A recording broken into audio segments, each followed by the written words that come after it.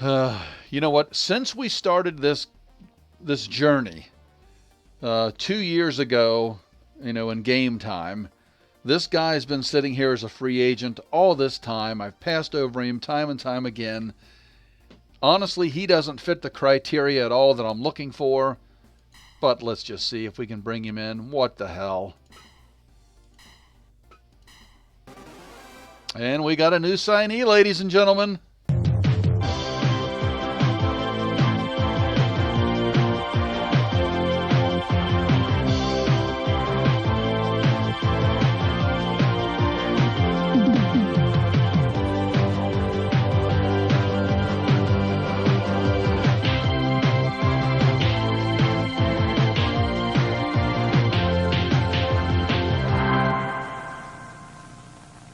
All right, guys, welcome back once again to Dream Championship Wrestling. This is episode number 27. I can hardly believe it. We have a goal for this episode, and with the goal, a little side goal is I want to make this a little quicker than the previous episode. We kind of rambled on a little long with that. But if you look in the upper right-hand corner here, our assets for year two, and we're right at the end here, it's December. We're just a little over $9 million. I would love to put enough money in the bank to start year three with $10 million in the bank. After this episode, we'll have kind of a year-end review, an awards show, and then we'll jump back into the action after that. However, the goal for this episode is to eclipse $10 million, so let's hope we can do it. We're not going to do any invites. I'm going to skip American Rural. We're going to go with American Urban, because I can get a bigger house and as a result make more money. Now, I can jump right into the card here without showing it on the screen, and I hope that's okay. Maybe I should show it on the screen. You know what? Yeah, let me go ahead and set the card, then we'll walk through it match by match. It is spectacular. Maybe I say that about most of the cards we put on, but this is a year-ending card. This is going to go down in history. Here you go. All right, guys, here we go. Here is the rundown, and then we're going to do some maneuvering here as well after I read this off. But we have 9 matches on this card. We have Wheel of Dreams matches. We have 2 title matches. This is unbelievable. We are starting the night off with Eric Rowan versus Bo Dallas. Bo Dallas coming off of a win. You heard me correct. Coming off of a win against our junior heavyweight champion, Matt Jackson, in a non-title bout. Eric Rowan coming off of a win against Charles Young. So this is a big-time bout right here to get things started. Then we move on to Cody Rhodes, who has been on a horrific slide. Just can't seem to get a win to save his life, taking on newcomer Nick Aldis. Our third match of the night is going to be Bray Wyatt taking on Rhino. This should be a battle for the ages. Then we move on to relative newcomer Bobby Lashley taking on CM Punk. And that is going to be one hell of a match. Following that up, you are not looking at this incorrectly. We have the Dream Heavyweight Champion Claudio Castagnoli taking on Brock Lesnar. We wanted to make this a big card, a big year-end event, so Claudio is on the card. This is not a title bout. However, if Brock Lesnar is able to upset Claudio, which is seemingly the impossible, Brock Lesnar will get a shot at the title on the next episode. We follow that up with Ricky Starks and Brian Cage. This is the left side of the bracket in the Wheel of Dreams. Both underdogs in their previous Wheel of Dreams, the Really Lethal Lottery 2 matches. They both move on. Brian Cage has been on a Cody Rhodes-esque slide up until that last match. Don't know how the heck he got it done, but he did. Can he advance? Then we move on to 2 big men. One really big man, Braun Strowman, former Dream Heavyweight Champion, taking on Randy Orton in the other side of the bracket in the Wheel of Dreams, the Really Lethal Lottery 2. If you will. And then we move on to aforementioned Matt Jackson, the DCW Junior Heavyweight Champion, defending his title against Darby Allin.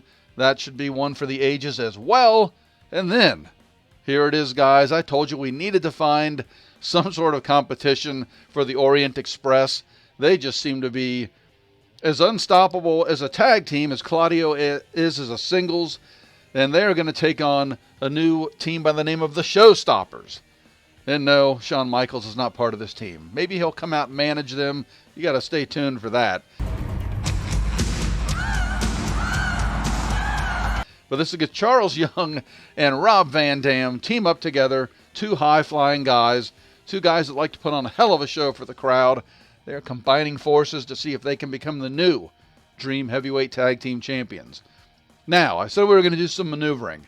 We are back at American Urban. Up in the very top right-hand corner, you can see 40,000 people, full house.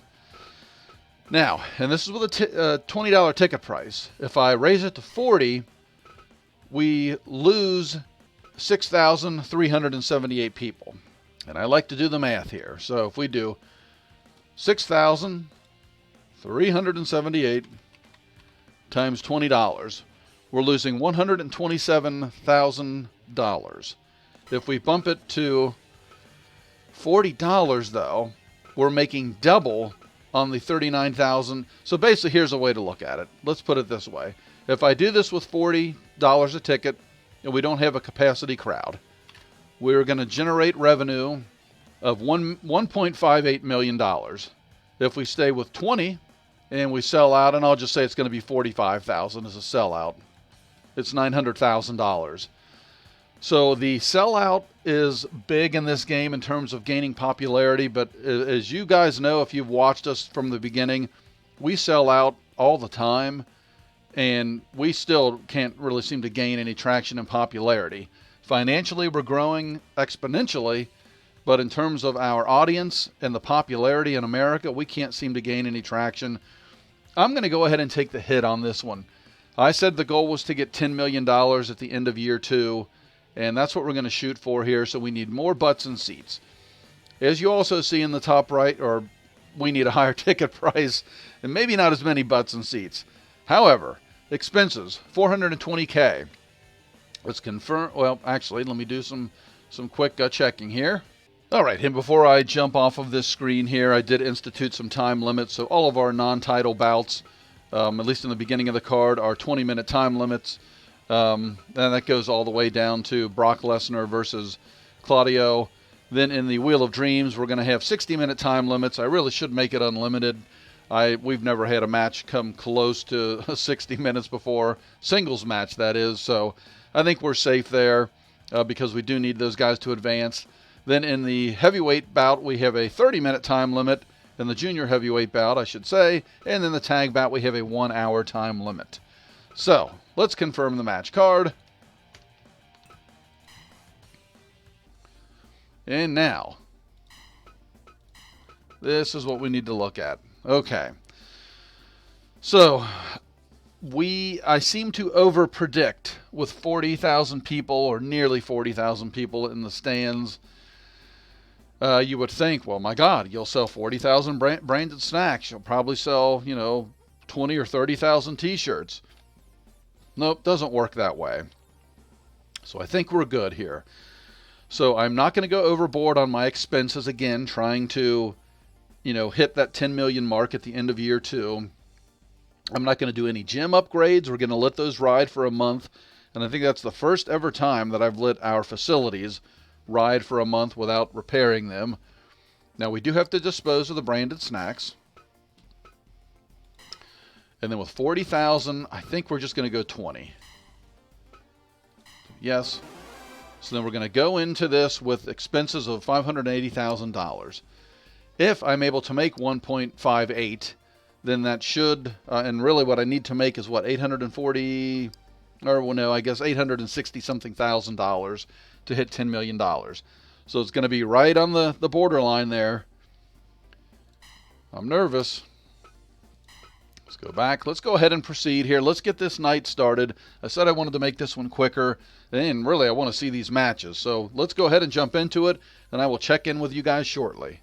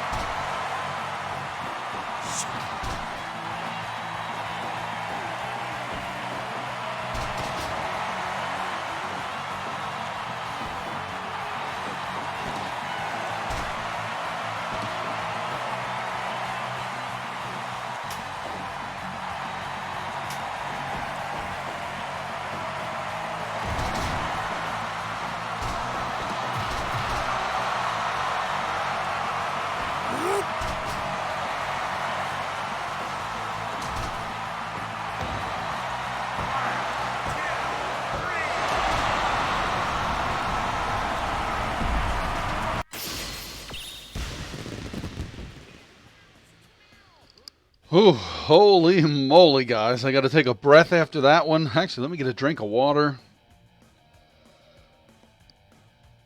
Oh, my goodness gracious. Well, we are back over 90% for the average card rating, which is good. We ended the previous event with an 88.5. We are over 92 for this one. Let's get to the top here.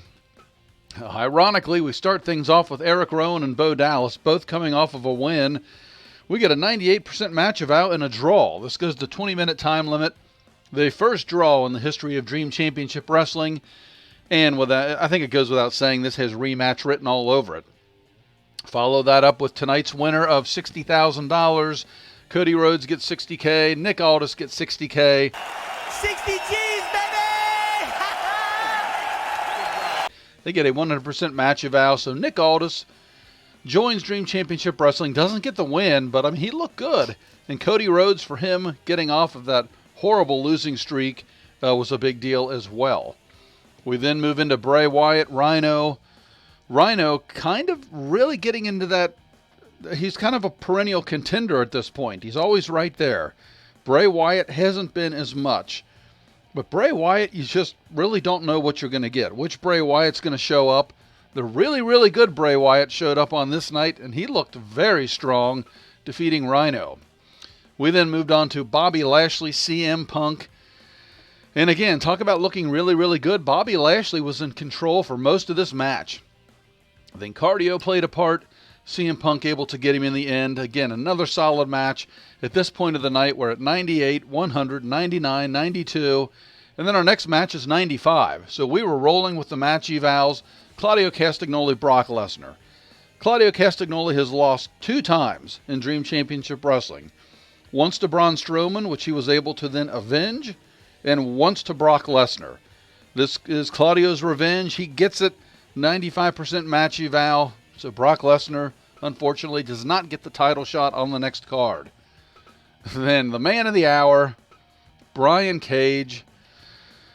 Unfortunately, a 68% match eval, which kind of stinks.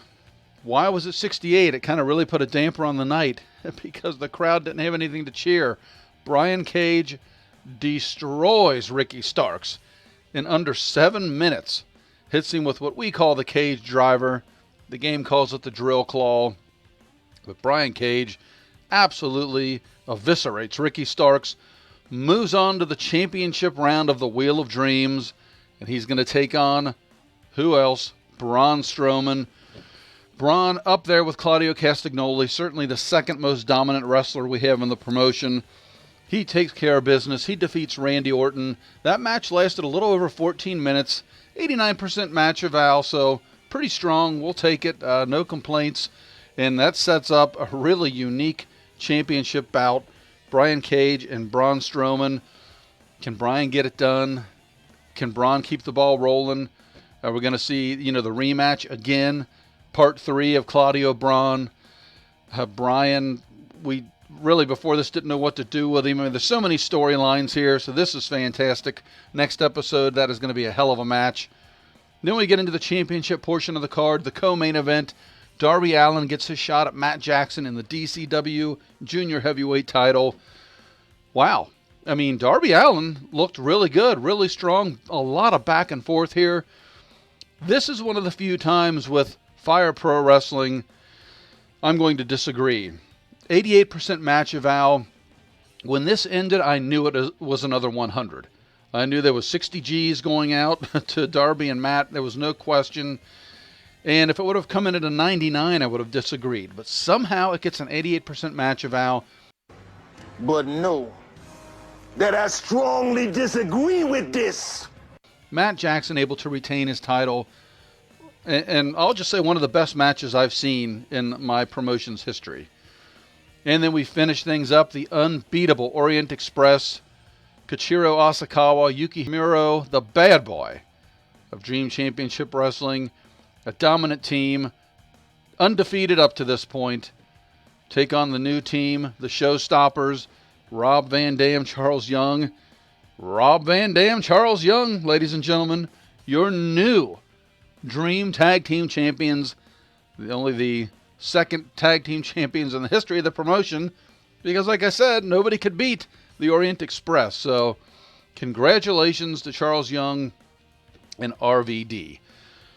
Okay, guys, this is the big portion of the show. The goal was to eclipse 10 million. I'm nervous to move forward. Damn right they did. Congrats once again to the showstoppers. And we had a great success. We knew what we were going to get. We ran the American Urban Large Hall. I don't know why I can't book an arena. Again, I'm not as familiar with this game, so I don't know why I'm locked out of arenas. I don't know if it's a timing thing, if it's a something to do with my roster size, but cannot book an arena. But so we're stuck in the large hall, but still we averaged 92%, which is fantastic. Great success. Let's move on to see a little news and notes from the wrestling world. Big E, congratulations. He's the new Ace Heavyweight Champion. My God, Ryuji Goda, half of the tag champions. Oh my God. Well, not only do we get to the $10 million mark, we shatter it and we get to 11 million. I did not predict that at all. Wow. We ran a really financially savvy month. 2.6 million in income against only 580K in expenses. We deposit over 2 million in the bank. I'm not going to go back and look right now, but that has to be by far our best month ever. And we finish year 2 with over $11 million in the bank. It puts us in a really great position. I don't know if that vaults us to number 3. And I'm going to go back here. I'm just curious. So the ending assets, as of the end of year 1, I still have on my spreadsheet here. So we had the MWA, the Major Leagues of Mexican Professional Wrestling, ended last year with 12.7 million in the bank. That was followed up by the 2 MMA promotions, KFS with 17 mil, KOG with 18.7 mil. Then the big boys, it's just going to take some time. NCPW finished with 33 million, and SWA, the number 1 promotion in the game, almost 52 million in the bank. So with 11 million, if MWA had a bad year, we could find ourselves sitting in the number 5 spot. But even if we do finish in the number 6 spot, that is, I'm not going to complain about that, because we actually ended the year, in terms of ending assets, I think we were number 11. So that would be a heck of a jump for us. And the next episode will be a year-end review. We'll give out some awards. We'll talk about some other things. We have a singles tournament scheduled with Super Lucha, SL.